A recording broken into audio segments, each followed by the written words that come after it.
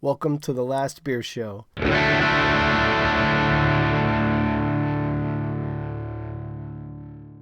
Jason, my man, Hey, back at it. back at it.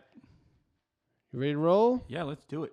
All right, man. So, tell me what you've been drinking. Tell me what you've had since the last time we put our face into a microphone. So, so Sunday we had a big share here.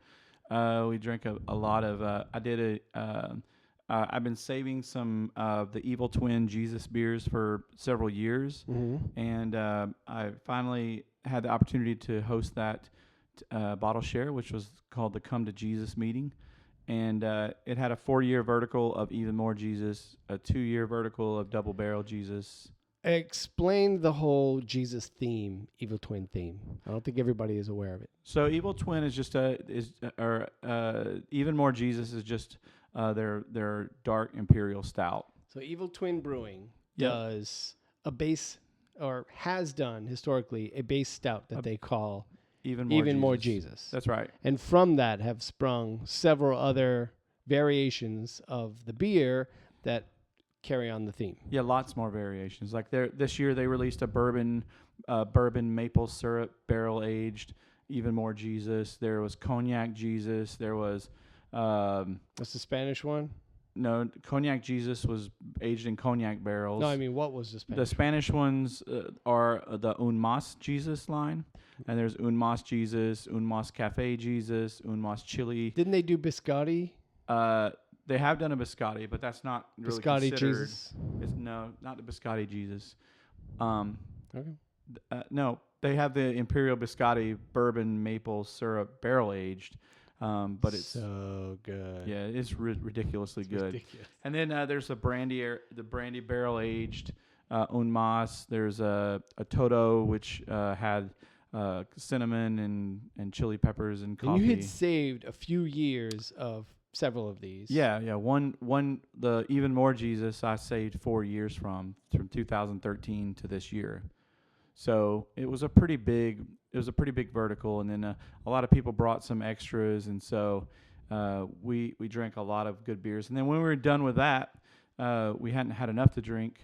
I can't even imagine the discipline of sitting on a bottle of beer for a couple of years, let alone several bottles of beer for several years. Yeah, well, it was kind of crazy because it was been taking up that space on that shelf forever, and I kept saying, and I'm really ready to put something else in that space, but I was just trying to wait for the 2017 version of Even More Jesus so that I could do a 4-year vertical, and I finally had it.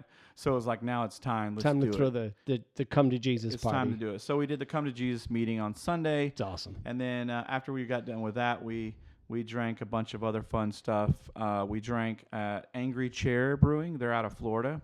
They did a collaboration with Omnipolo called Lunar Lighten, which was a marzipan coffee cream stout, which was pretty yummy. And then we drank the as you know, Last Snow from Funky Buddha is one of my favorite beers. I know you're a big fan. I'm a big fan, and they released a rum barrel aged version of that a couple weeks ago at the Bruery, a brewery only release of that, and so we drank one of those. We drank some fresh terrapin, their Cumulus lupus. How was that? I I haven't seen it. It looks yeah. pretty solid. I don't know about the white hop-shaped cloud on the label, but I've seen it go by, and it seems like it went pretty quickly. Yeah, it was pretty good. We drank some fresh Cosmic Debris from Creature Comforts, which is their double IPA, which if you haven't had it yet. And then two of the beers that I've drank recently that were really two of my favorites that I've drank in a long, long time were actually from a local brewer here in Atlanta who's a home brewer called Little Cottage Brewery. And the beers were the Cobra Kai and then another one that was a coconut version. But these are barrel aged stouts that he does there. He's a home brewer, but he's brewing some of the best beers in the state. And the bodies are silky smooth. They're creamy. They're chocolatey. I had some of his work at an event you had at your place about a year ago, I think it was. Yes. and it was incredible. Yeah, he's really blowing it up. So that's sort of what mainly what I've had. Although obviously I've had the new version of Founders KBS, which is hitting this area. It's all the rage. It's all gone. Actually, everybody's talking about it. It hit it and it's gone. Well, it's sold. Yeah. But there's tons of it for sale online if you Yeah. look hard enough. And it's interesting because people are literally following trucks to get it, and so I did drink one of those on National Beer Day because National Beer Day, and actually it's really good. It's in my opinion it's better this year than it's been in some years. Mm-hmm. So I really enjoyed that. And on National Beer Day I went to the Orpheus Brewery and had a couple of extremely sour things that they're not bottling or canning, that are only available in the tap room, and they were amazing. Stone in Flesh and another one. I don't know what was the name of that one.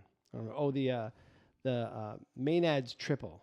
They do a Belgian triple, but with their yeast. Yep. Their house yeast, and it is so fuzzy and good and delicious and big. I got into a couple of things. Burial Brewery. Burial Beer hasn't been in Georgia very long, but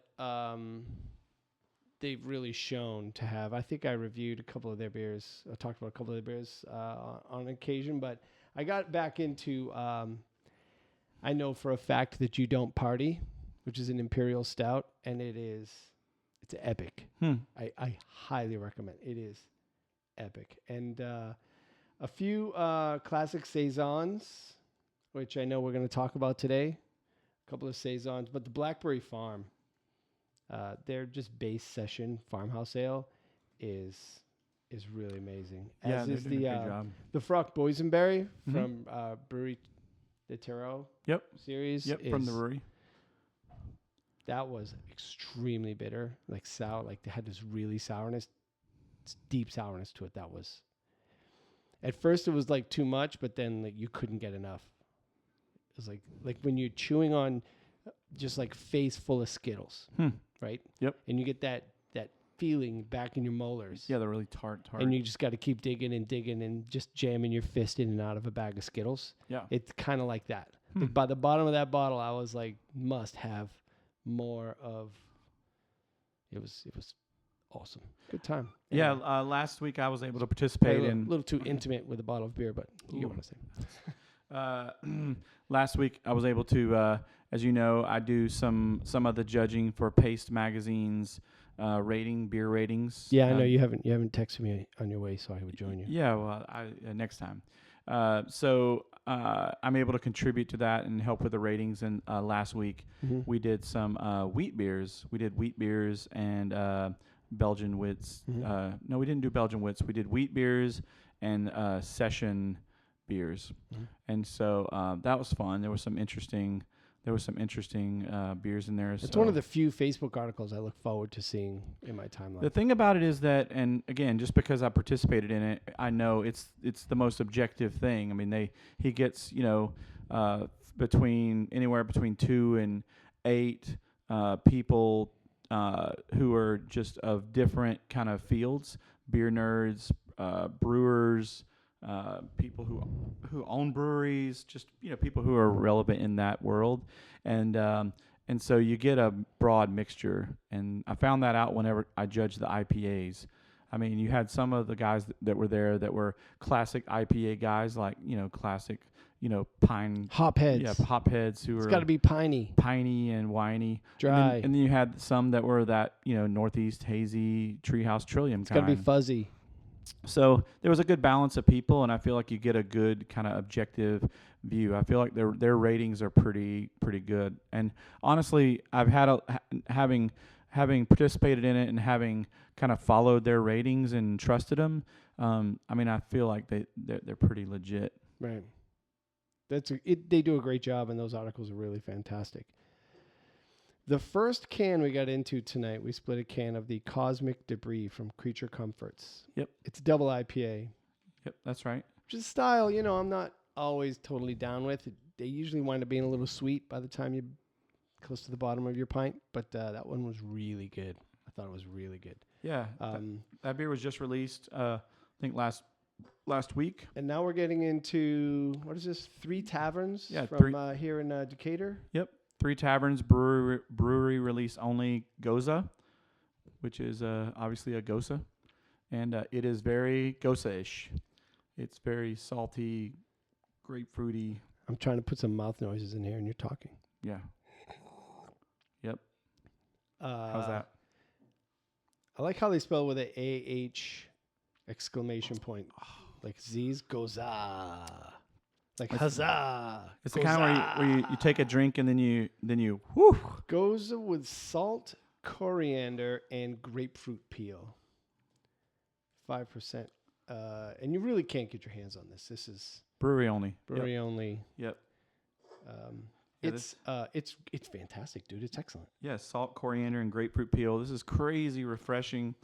And 3 Taverns is doing the same thing that a lot of breweries are doing. Creature Comforts is doing. The Veil does it. Other Half does it. A lot of these breweries are starting to do these kind of one-off cans, just releasing them, during the week.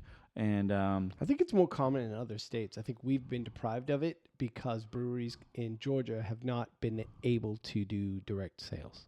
Yeah, probably. I think in other states they would say, "Oh, you bought beer from a brewery? Wow, lucky you." Meanwhile, they've been doing it all the time, like all the time. Yeah, well, September for Georgia now. So coming September. Thank God.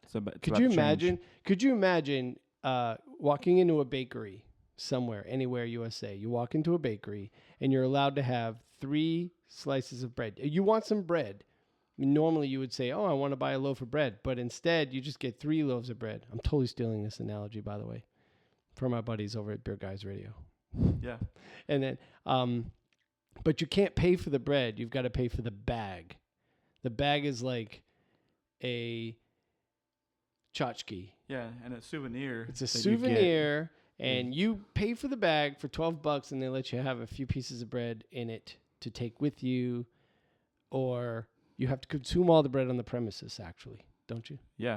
All the bread has to be consumed on the premises, but you're welcome to take the bag with you. Yep. It is asinine. Yeah, well, it's interesting because here in Georgia, you can go up to the mountains of Georgia where they produce wine, and you can go up there and sip on some wine and buy a couple of bottles to take home. Wine, which is higher alcohol by volume, and but you can absolutely go to a winery and buy bottles to take home. Right. So it's been interesting that you couldn't buy a 5% beer at the brewery, but you could buy a 14% wine at the winery. I'm putting it all together now. It was Evil Twins' Jesus' fault. Yeah? The whole time. Well, You didn't think about that. I didn't think about that. It was But a distinct possibility. But that was a great share. This is That was a salty. great share. It's good. Yeah, Evil Twin does a great job. They do a great job with stouts and with gosas, and you have another one that you brought that we're gonna drink in a little bit. It's a as well. Berliner Weiss. Yep. Which is a solid segue because Berliner Weiss is in that fuzzy, dare I say, gray area. Yep. Of Saison, Berliner Weiss, Goza. Yep. Farmhouse Ale. Yep. That Sessions. I think session ales get thrown in there. Yep. That is a bit ambiguous. It's hard to lock down. Like, I think that not everybody's aware of what is a session, and I think it's a good opportunity for you to break that down.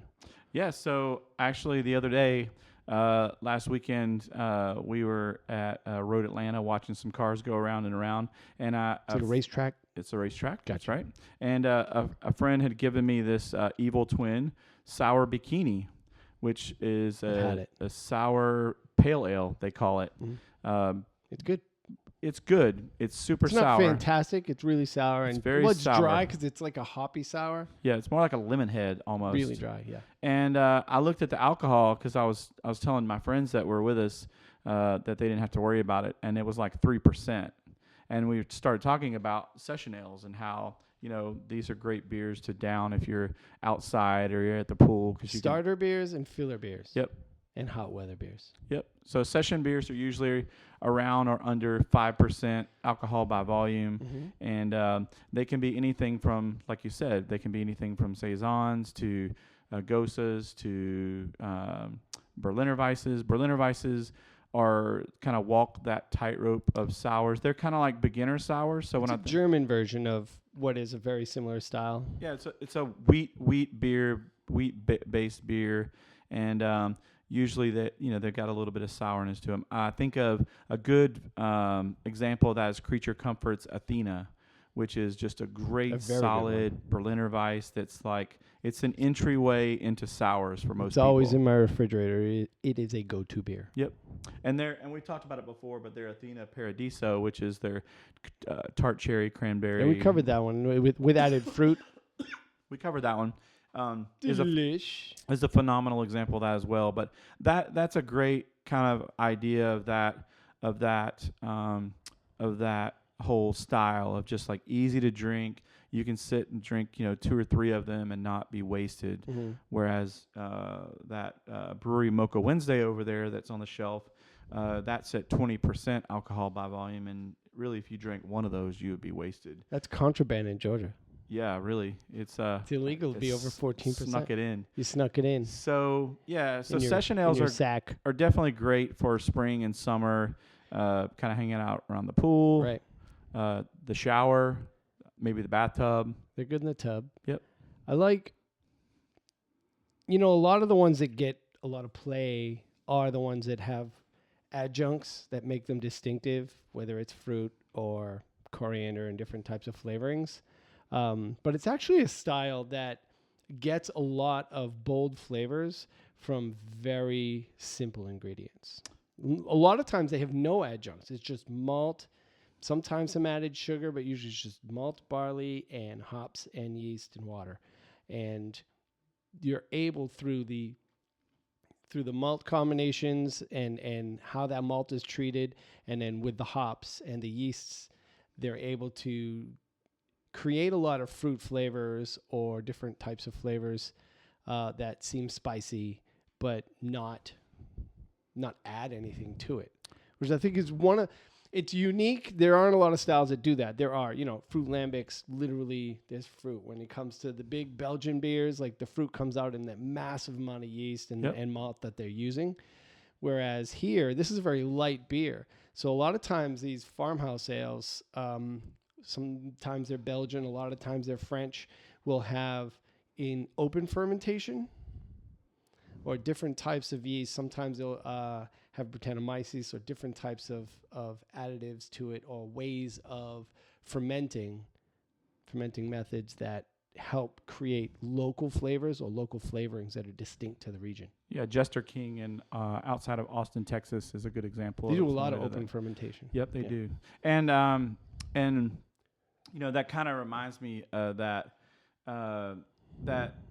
the Saison DuPont, which is really a classic. It's atypical, classic for the style. It is readily available in most states. It's the most odd, readily available beer because you drink it and it's near perfect. And it blows you away. So I watched a video from them. The guys over at Good Beer Hunting did a great little video with the Brasserie DuPont last week, and they produced this video, which has never been done before at the brewery. They've never really let people see the brewery. And I gotta look this up.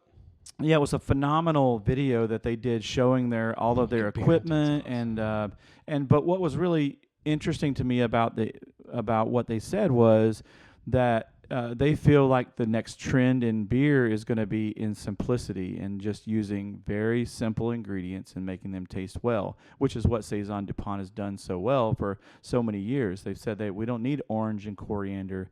Our beer is just super simple. There's 3 or 4 ingredients, and it's a classic. It's been that way for hundreds of years. Right. I think that brewery opened up in I guess it was 1800, something like that. Right. So we've talked about that though. Light, local, fresh, available. That's the direction we're trending towards, and I really couldn't be happier about it. Yeah, me too. I mean, as much as I love adjunct beers, and I love a lot. I think of like a lot of stuff that Funky Buddha does. I also love just the classic, basic flavors of Saison DuPont or a beer like Delirium Tremens, for instance. They're super simple but super delicious. Right. Well, we talked about Creature Comforts Athena a second ago, and I joked that it's always readily available in my fridge. Yep. But there are a few others that are they're all low grav, light, delicious fresh beers, whether it is emergency drinking beer from Wild Heaven. Yep. Always in there and always available. Atalanta, which is a sour, a light plum sour that is basically a session beer that Orpheus does.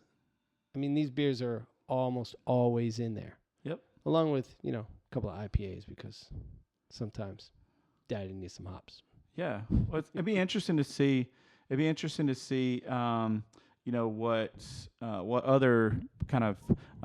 I'm a huge fan of like these kind of hidden shelf beers that you can just buy anytime that are ridiculous, like Saison DuPont or St. Bernardus 12 or some of these beers. It blows me away the quality of the beers that are readily available that are in the bottle shop all the time, and they shouldn't be that accessible. Yeah. Like the quality of whether it's Roquefort with the 8 or the 10, or if it is Rodenbach's Alexander. Yep. Or if it is Chimay.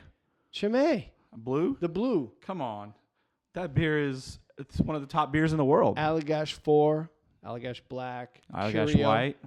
Allagash White, readily available. Yep. And these beers, dead simple, absolutely delicious. And I will blow agree. you away. And they're really not even very expensive. Like sometimes I'll see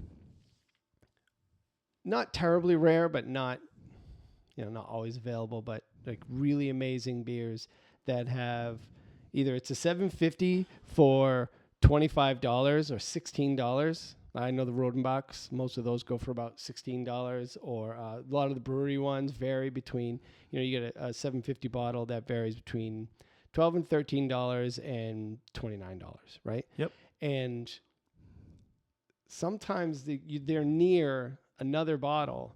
Like you can get a 12-ounce bottle of the Roquefort 8 for like $6, or the Schlenkerla Oct, not the Marzen, their lager, which is done on the equipment that they make the smoked beer with, but doesn't actually have smoked malt in it, so it just picks up like trace amounts. Blow you away, it's amazing. Mm-hmm. Or some of the others that are like $4 or $5, which is basically pub price.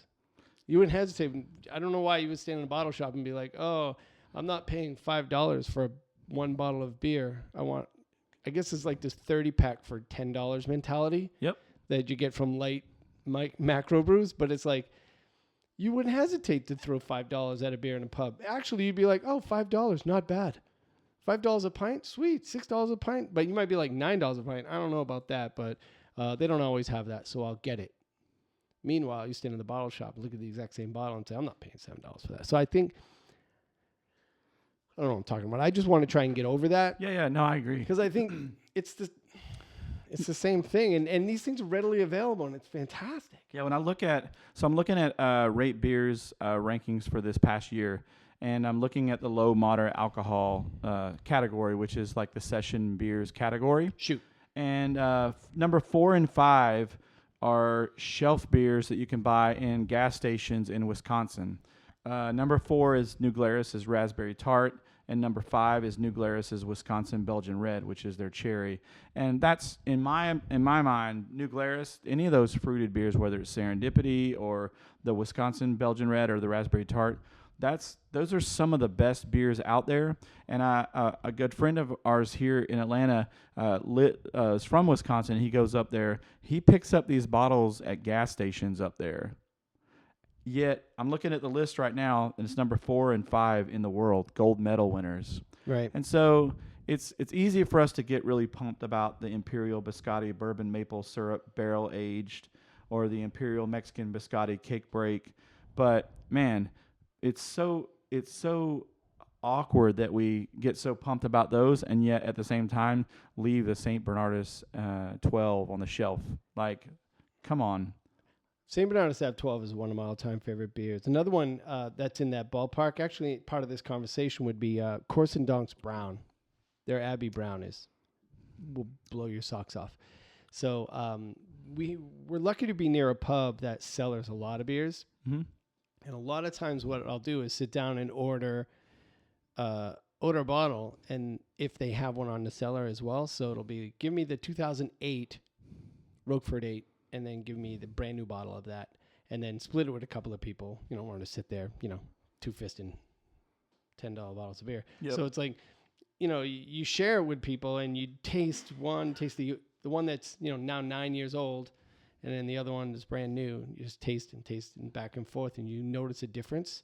So it's kind of like what you had done with the 4-year vertical of the Jesus line from Evil Twin. It's just 2 years that are really far apart. I mean, you could order like the whole vertical, but you need a big posse to do that. Oh yeah, we did a 4-year vertical of Firestone Walker's Velvet Merkin, which is their oatmeal stout, a few weeks ago, and just phenomenal tasting the differences between them as they've aged. Yeah, a lot of those, especially those bigger beers, the stouts age really well. Because hops, they age like crap, but yeah. I'll tell you right now, if you want a beer that's drinking really good right now that's aged. What's that? The 2016 Bourbon County Stout, just a classic Bourbon County Stout. You were saying it's the best year ever. It's, in my opinion, now that I thought it's that aged, was hyperbole. It is. It's the best year ever. Right now, the hotness has mellowed out, and you get a lot of like the real kind of chocolatey kind of sweet caramel. Like it's to me, it's really really good right now. So that's a beer that does really well aging. Not a beer that you can buy on the shelf, nor is it a session beer. But there you go. You don't want to age that. All right. You got anything else you want to add on Sessions? No. We're looking at a bottle right here, which I recommend. I'm going to recommend this bottle because this recommendation, everybody. Recommendation. This is a phenomenal bottle conditioned Saison. It's actually USDA organic as well. If you care about that organic thing, it's organically produced. But it's actually. Is it vegan? It is gluten free. No, it's not gluten free. No way. No, there's no way. But it is brewed by Brasserie DuPont, who we were just talking about. Mm-hmm. And I just looked it up. Brasserie DuPont has been brewing since 1759, which is they've got a few minutes of experience. Yeah, so this is brewed by Brasserie DuPont in Torp, Belgium, and it's called Foret, F-O-R-E-T. It's their bottle-conditioned Saison, and the ingredients are water, organic barley malts, organic cane sugar, organic hops, and yeast. And this is a spectacular example of just a real classic Saison. So there you go. Was that 5, 7? It's big. This was like 7.5. So it's a little big for a Saison. Yeah, it's a little bit. I don't know about cellaring that. No, it's on the borderline. It's made with artesian well water. It says it's earthy, aromatic, rusty, and full flavored. I think it's super barnyardy. That's what I got. Like I get that like hay barnyardy kind of thing, which to me is a great. It's. You might want to get after that. You cellar it too long, it might start tasting like barnyard animal. Yeah. This Goza. This Goza is really good. It reminds me of that scene in Beer Fest when he's like, I want to put my junk in it. Yeah, I want him to put his junk in Three there. Taverns is interesting because they don't. Their newer brewer, Joren, is actually from Belgium, I believe. Belgium, yeah. And a phenomenal guy. He's absolutely spectacular. But they haven't really done any styles like this. They started out. They launched with a Belgian theme. Like yep, we do right. Belgians. We're a local brewery that does Belgians, which is cool. I mean, you got to have a theme. You got to stand for something. Yeah. Then they started doing stouts, which were really good and really good. Quasimodo is epic. Yep. Quasimodo is good. Yep. So I think it's pretty fascinating. It's cool seeing breweries stretch out. I've got some news that I'll add since we're kind of on that theme. Breaking news. The brewery 30 minutes in, who has always said they would not ever brew IPAs, is actually starting a new offshoot brewery called the Offshoot Beer Company, so that they can brew IPAs. Like side project. Side project. So they're there literally is a brewery called Side Project. But There is one called Side Project. But so Bruery started a side brewery. Yep. The brewery was in California. They have made some almost IPAs in the past, but they've said that they wouldn't do IPAs because everybody around them was doing IPAs because they're West Coast, It would right? be West Coast IPA. And they like just announced. They actually West announced Coast on Old April or- Fool's Day that they were. So now you're gonna buy it though? So It was April Fool's Day. So I'm a member Come on. of their Come on, Yao. their reserve society. Come So on, I got Yao. the email and I said, I'll tell you what I'll do. I'll wait till the next day and check the website and see if it's real. And I checked the website and it is real. So I signed up for it. So it's called Offshoot Beer Company, and they're starting off with two different. I'm close to joining that. I've pulled up the page about 8 times. The Reserve Society. Yeah. Yeah, I've been a member of the Reserve Society, and this is something that We rapped about this. Yeah, we talked about this with Chris Herron over at Creature Comforts about these clubs, and I've been a member of Reserve Society now for I guess 2 or 3 years now, and I think that next year I'm gonna join the Cigar City's El Catador Club. Ooh. Because it's much easier for me to get beers from Tampa than it is California. Right. As you know, you can't ship beers. The brewery Legally. can't ship beers legally. So, but it's much easier for me to get those beers from Tampa than it is from California. So, Yeah. But with that being said, you could sign up for the Offshoot Beer Company in advance through the Reserve Society, which I did, and it gives you the opportunity to buy cans. They don't have a shipping option yet, meaning that they do ship their beers inside California. They're not planning to ship their IPAs yet because of that whole freshness thing. Right. But it'll be interesting to see what kind of IPAs they produce because obviously they don't want to do what everybody around them is doing in terms of West Coast IPAs. So it'll be interesting to see if they go that Northeast IPA route or They could do it. They could do a New England style IPA and then piss off everybody in California. yeah, that would be weird. They hate that. Yep. I'm just saying. I'm not saying. I'm just saying. Yeah, no. They don't believe it's a thing. Yeah. It's a thing. You draw a Live with line. it. Yeah. Whatever. It's real.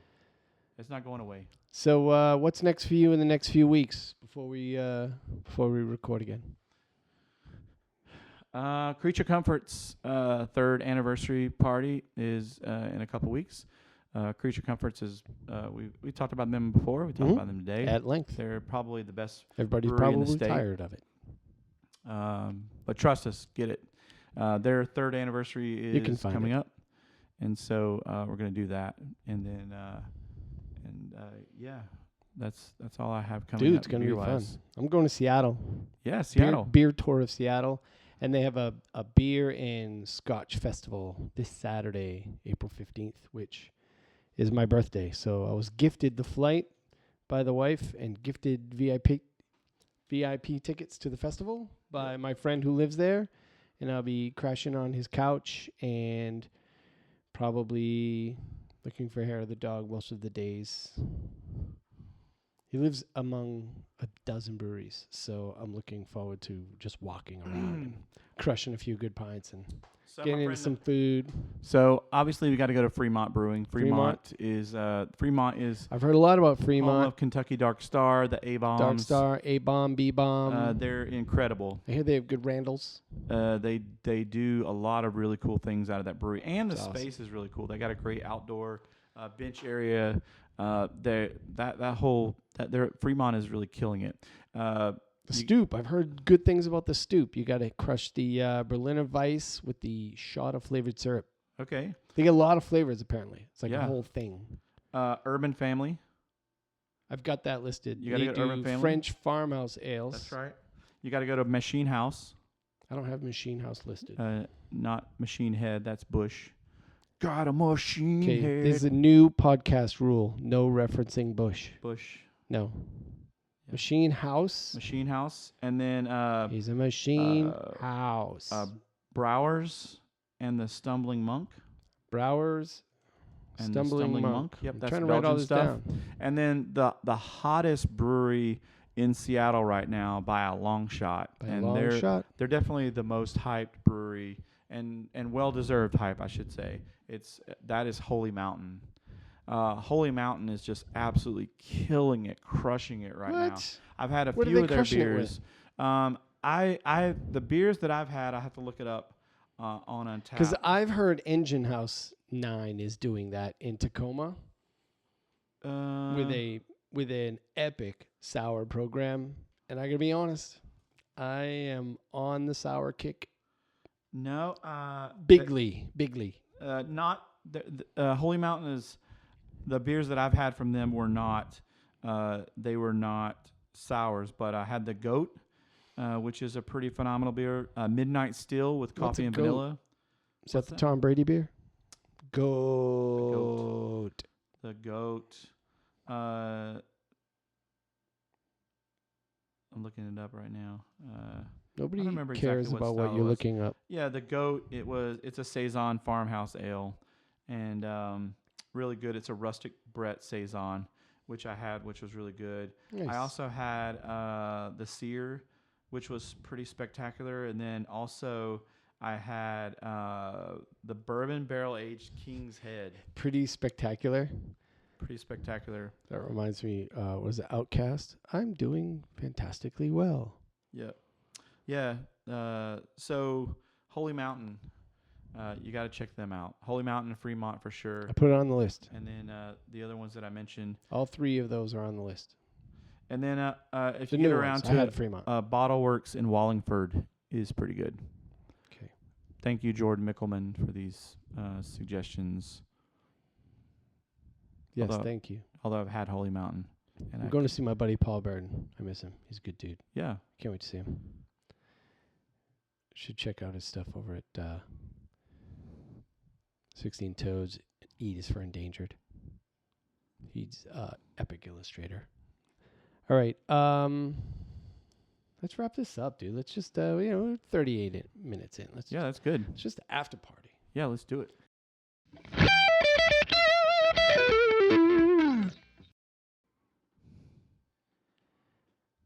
So big changes. Yeah. Big changes in the Domini household. Yep. I'm leaving the Salesforce mothership. The comfortable womb of Salesforce and Mark Benioff. The place has been spectacular. They're an amazing company. I don't just say that. Everyone that knows me knows that I don't BS, and I love Salesforce.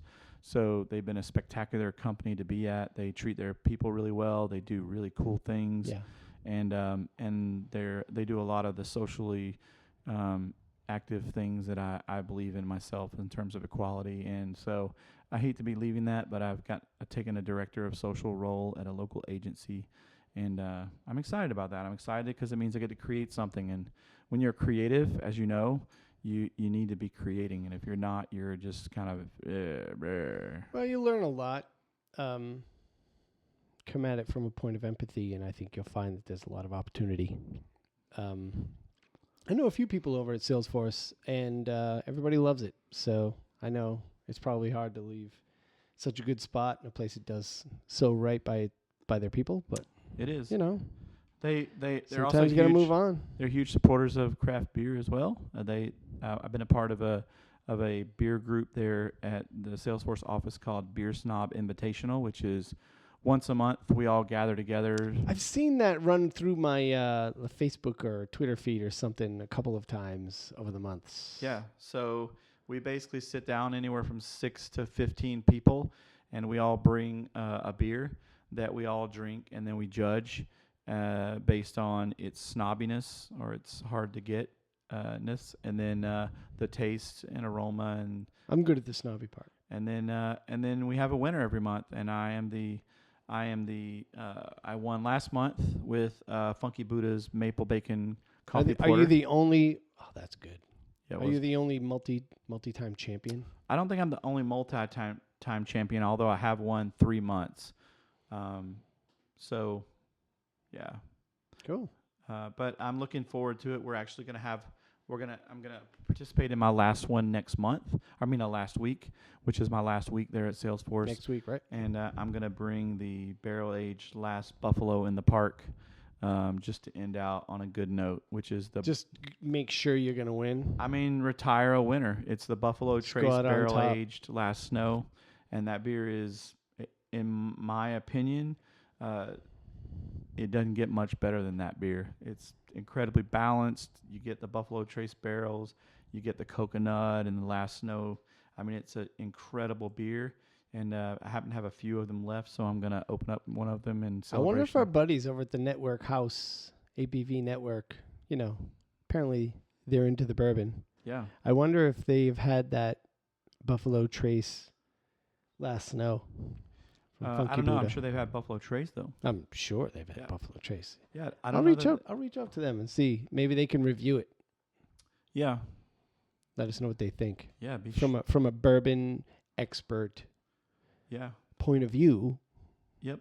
We're gonna open that up and end on a good note of my time at Salesforce. But again, it's been an absolute honor to work there, and I'm sad. It's very bittersweet because I'm sad to leave such an amazing company. But at the same time, the company that I'm going to, Nebo agency here in Atlanta, is a phenomenal agency with incredibly smart people who are also huge craft beer fans. Yeah. They're home brewers, and they got a great crew of folks over there. Yeah, so I'm looking forward to it. So you're going to beat this bronchitis? You've been sick for about 5 weeks. Yeah, it's insane. 5 weeks. 5-6 weeks. It's been a while. Went back to the doctor yesterday and got a new inhaler and some more drugs, and it's really just kind of old at this point. So I think if these folks have to hear you coughing in the microphone one more time. I know. I'm sorry. One more episode. I actually did I'm out of here. Unsubscribe. I did a podcast with Sprudge. I was a guest on the Sprudge.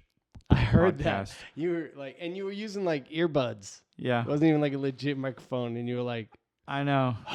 And you could, I could hear it. I could hear the fact that I'm doing this podcast, but my throat is not. I could hear which lung was more congested. I hated it, but I had to do it. So it was like, well, I'm just going to do it. But I've been doing that with them, talking about coffee beers, and that's a lot of fun because I love coffee beers, and we talk a lot about some of them here. So, and if I look at my shelves, they're filled with a lot of coffee beers. I mean, I'm looking at now, Last Snow is a coffee beer. I'm so excited. You got a ton of them. Coffee beer, El Pereza from Wicked Weed. We should talk coffee Mocha and Wednesday. Beer mixed drinks. Yeah, for sure. Yep. Mixing stouts and coffee has to be a good thing. Yeah. Like legit. Yeah, we not hot though. Like cold brew. What about cold brew and legit brew get together? No. Make delicious. I'm not a cold brew fan. Babies. Why you got to be like that? I'm just not a cold brew fan. It's okay. The proper temperature for extraction of coffee. 171 degrees. It's 195 to 205. No, 170. The SCAA, or the SEA now, the Special Coffee Association. Saying hotter? The rules are 195 to 205. I'll go to 185. So I'll meet you in the middle. Cold brew will not get there. Just doesn't extract right. And to me, it always tastes sour. It always tastes kind of sour and funky to me. I like sour. Then you would like it. I don't know. I'm not a big cold brew fan because I just don't like to drink it cold. Usually when I pick up my mug and it's cold and I go, oh, well, that's cold now, isn't it? Yeah. It's not as enjoyable as when it was not cold. Well, I do my own method. Some people call it the Jason Domine method, but it's actually where I brew a clever dripper, and I'll actually pour it directly over ice as soon as it's done. I pour it really fast so that it barely melts the ice, and it's the best way to capture the true essence of like real brewed coffee. Wow! So I have my own I'll have method. to check that out. You can actually, if you Google, you got a YouTube video for that. Yeah, you got to do a YouTube video. It's on Vimeo actually. It's clever. Of course it is. It's Jason Domine Clever Iced Coffee, and Clever Iced Coffee, and you can actually see the video on how I do it, and. Again, in my opinion, it is the best way. If you have a really good coffee that you really like and you know exactly what that flavor is, it's the best way to capture that specific flavor because I do pour over every morning. I really like pour this over. is like pour over. The Clever is a hybrid between a pour it over and a is on French YouTube. Press. Liar. Well, there you go. Maybe someone stole it and put it over there for you. No, you put it up there. I guess I did. It showed up in my search engine of choice. There you go. Which I won't say. Yeah. What's going on with you? Man, stress. Got a house I'm trying to sell that's been a rental property for the last few years. We're close. but I've sunk a ton of money into it, and now it needs to sell, or my family will start feeling the pain. Yeah. All right. I've got an elderly dog who poops in the house every single day, pretty much. Just getting up off his bed, just big nuggets. So he's 85 pounds. He's a pit bull, and he's like 11, and they're like so inbred. I think we probably talked about this. So it's like his back, he can't really straighten it out. It's like always like arched, like hunched. So when he gets up, and he's got like the softest, most comfortable bed, this bed a buddy of mine invented that I'm like a prototype tester for, and it's phenomenal. So he gets up off of this bed, and his like back is arched, and it's like already in like easy flow position, and like, you know, I mean, he's a big dog. That thing is almost as big as your forearm. Like it's massive. It's quite impressive. That's about it, man. You know, the new job's going really well, crushing it over there, having a good time. So many smart people, which I just thrive around. Like, yeah, me too. Love being that. My band is killing it. We just finished up in the studio. The tracks are getting mastered. The record's going to be out. We're going to play a record release show on May 5th, Cinco de Mayo. So go down the street, East Atlanta, get your margarita on at Holy Taco or Tostitos or Tomatillos. Come on down, 529, and get sideways to some really solid jams, folk rock. Yeah, sounds awesome. Jam to some folk rock. It's going to be good. I want to get the board recording because I'm trying to like convince the band that like it's a new era. It's a new age, right? Nobody's going to buy CDs. LPs are super expensive, hard to get pressed, takes months. You got to wait. And then when you get them, it's really hard to sell. Everybody who's ever been in a band that made a record, they have a closet with a box that's full of those CDs. They never moved because nobody buys CDs. I don't know why local bands ever thought they could move CDs. It's just more crap that could potentially collect dust in your apartment. So we're going with digital distribution, but I want to there's a lot of older mentality, and we're not particularly young guys, so of course these folks aren't, they're my age. So what it is like the old mentality of, well, we're going to make a record and this is the single, or we have 2 singles, where I'm like, no, they all have to be singles.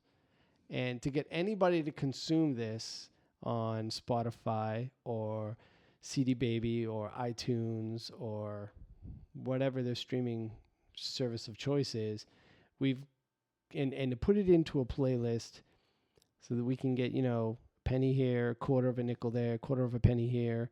It's like, not that it's about making money, it's about constant flow. Like social media, everything's got a 5-second lifespan, and then it's over. It's just over. It's into the ether, into the nothing. So it's about constantly shipping, and having new, fresh content to offer the people who do like you, and they will consume it, and they will interact with it.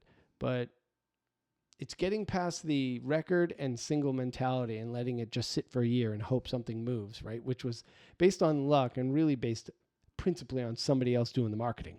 Whereas now you have to do all your own marketing, which is great. It's way better than the way the record industry used to be. Now you control distribution. But now you also have the problem of you control distribution. Yeah. Right? Like you really need to be distributing this stuff and sharing it and having fresh content. So every song's a single. Every song release the drum tracks, produce more art, more band photos, get things into different media types, do live recordings, drop some stuff on Musical.ly so we can lip sync to it and promote it there, and do a bunch of stuff. Like I'm just thinking, now I'm energetic because I'm thinking about all that. Like, how am I going to get all that out? How am I going to explain like the value of it to some folks who may not necessarily see the value in all of that? Because everybody's a client. Yeah. I've got a friend, Isaiah Coleman, in Nashville, and just for fun, he and his band only release their records on cassette tapes now. That's awesome.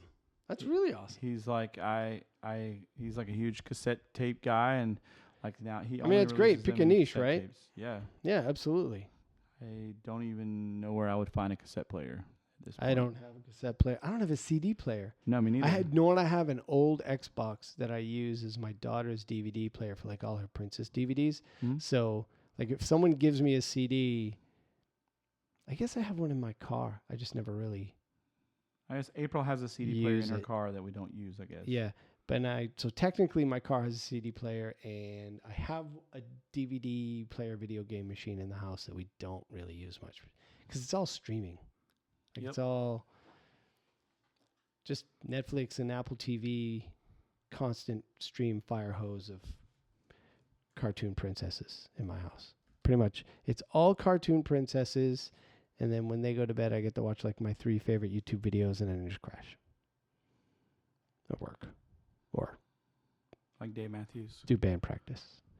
No. Crash No. into- That is the name that shall not. You're the second person today that has made that reference. Oh. And I got to be honest, I don't appreciate it. It's We one don't sweet make world. Dave Matthews jokes. We do not make. Don't drink the water. I'm not sensitive. There's blood in the water. Is that a different Dave Matthews sound? Different Dave 'Cause Matthews. I could do tuned this out, all like- day. I so tuned out. Because we're tripping Billies. I know that one. I've heard that one. All right, so let's just kill it. Put Yeah. this one out of its misery. Yeah, good work. Yeah, man. I'll talk to you later, brother. Yes.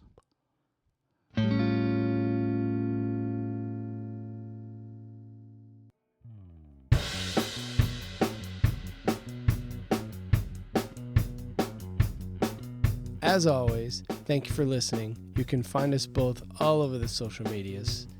Jason on Instagram at DominianBibes and on Twitter at JasonDomini. Both on Untapped. You can search our names in there. We also have an email alias now, so sip@lastbeershow.com. No big deal, but if there is someone you think would contribute to an interesting beer conversation, hit us on Twitter, like I said, at The Last Beer Show, or email us sip@lastbeershow.com. Peace.